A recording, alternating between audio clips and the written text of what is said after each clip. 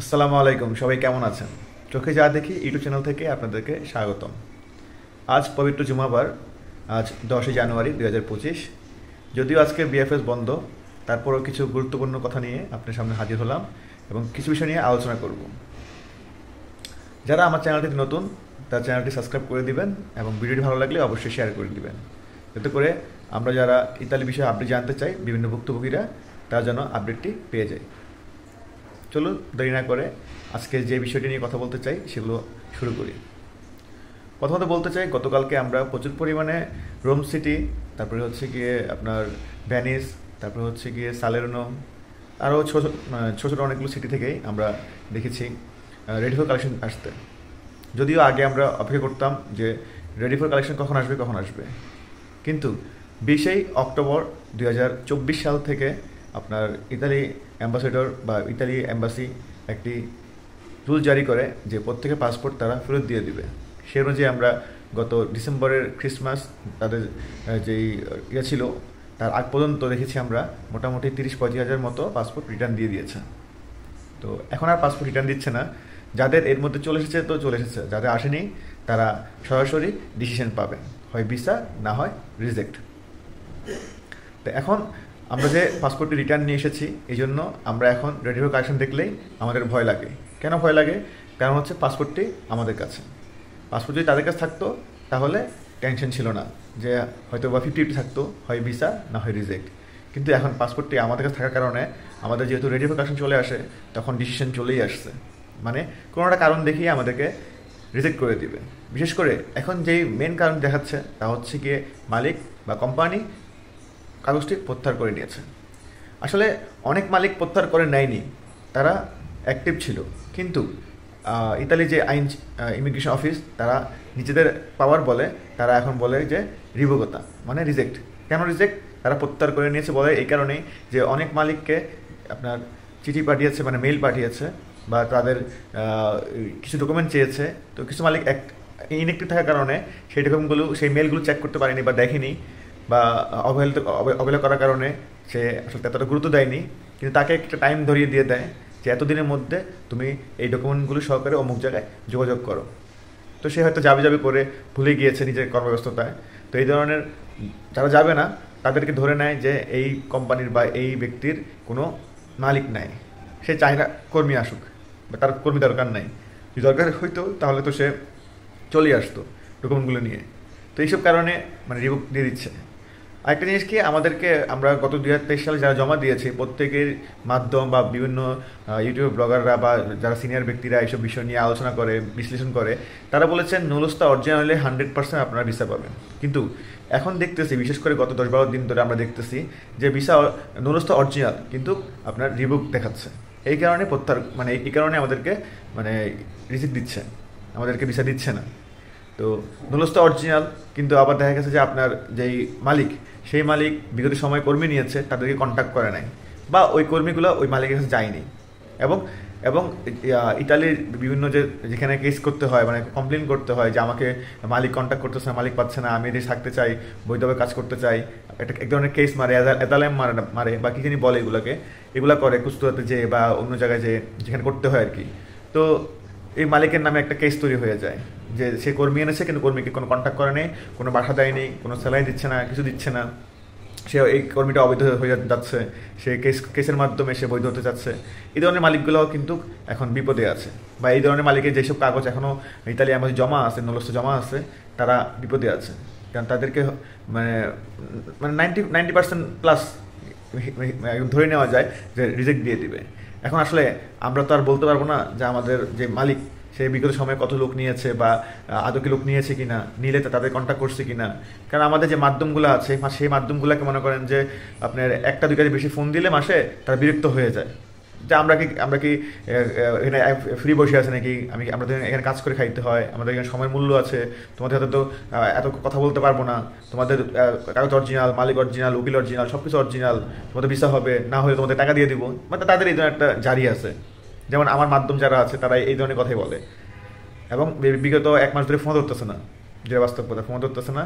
তাদেরকে আমি বিভিন্ন বিভিন্ন গ্রুপ থেকে বা বিভিন্ন যারা সিনিয়র ব্যক্তি আছে যেসব কথা বলে যে এইভাবে করলে হয়তো আপনি ভিসা পেতে পারেন, বা আপনি মাধ্যমকে বলেন মালিকের সাথে যোগাযোগ করতে, পেপত্রে পাঠাইতে বা মেইল করাইতে, বিভিন্ন এই তথ্যগুলো বলে সিনিয়র বাইরা যারা বিগত সময় ইতালিতে বসবাস করতেছে এবং সবাইকে যারা ভুক্তভোগী হয়ে আছে তাদেরকে সঠিক পথ দেখানোর চেষ্টা করে বা সঠিক তথ্য দেওয়ার চেষ্টা করে, তাদের কাছ থেকে শুনে আমরা মাধ্যমদেরকে ফোন দেই।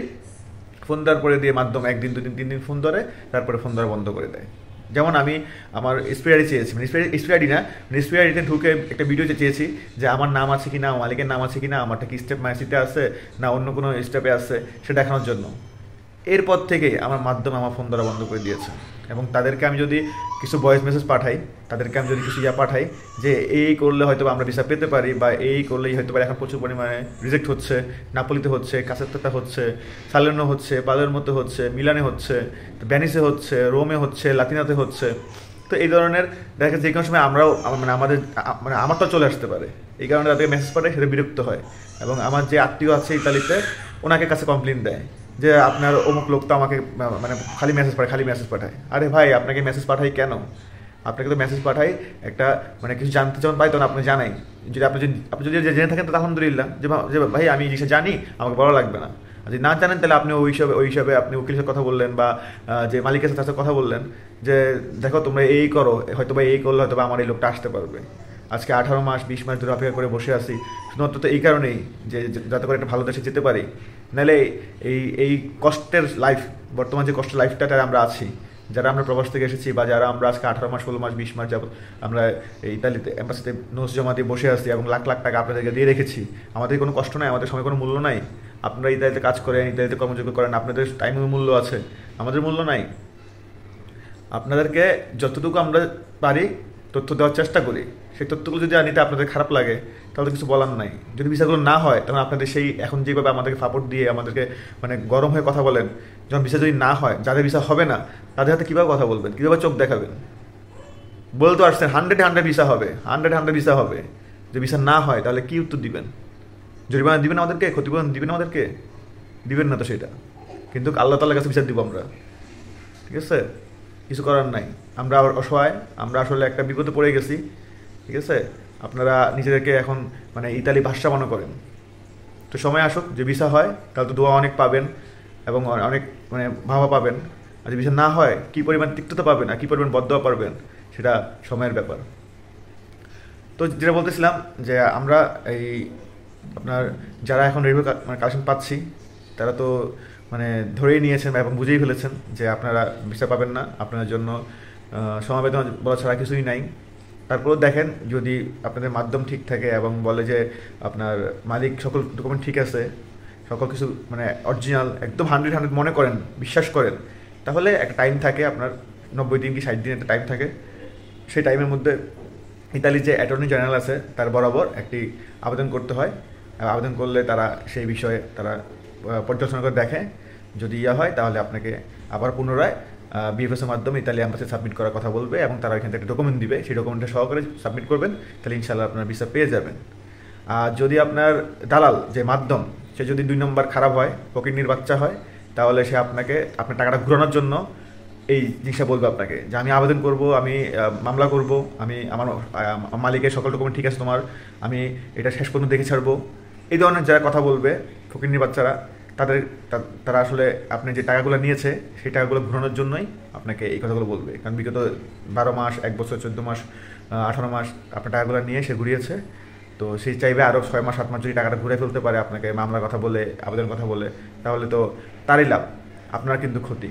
তো আপনি চিন্তা ভাবনা করে দেখবেন আসলে কোনটা করবেন। আপনি কি এই মাধ্যমের কথা বিশ্বাস করে আপনি অপেক্ষা করবেন, নাকি আপনি আপনার টাকাগুলো তুলে ফেলবেন, তুলে আপনি আপনার পরবর্তী পদক্ষেপ যাবেন? তবে আমার একটা রিকোয়েস্ট থাকবে বা আমার একটা পরামর্শ থাকবে আপনাদের প্রতি, যাদের মাধ্যম এই জন্য কথা বলবে যে আমি উকিল দিয়ে আবার তোমার এটাকে কেস করবো বা আমি অ্যাটর্নি জেনারেল যাবো, তাদেরকে বলবেন ঠিক আছে ভাই, তুমি যাও, কোনো সমস্যা নাই, তোমাকে যত টাকা দিয়েছি তুমি সেগুলো আমাকে আগে দিয়ে দাও, এগুলো দিয়ে দাও, তুমি যদি সঠিক থাকো তুমি কেস করো, লড়ো, সব কিছু করো, যদি ভিসা আসে আমি ইনশাল্লাহ তোমাকে আবার টাকাগুলো দিব, টাকাগুলো দিয়ে আমি যাবো। এই ধরনের একটা কমিটমেন্ট করবেন অথবা একটা স্ট্যাম্প করবেন বা একটা ডিলে যাবেন, কিন্তু টাকা ওর কাছে রেখে এইভাবে 6 মাস 1 বছর আর অপেক্ষা করবেন না।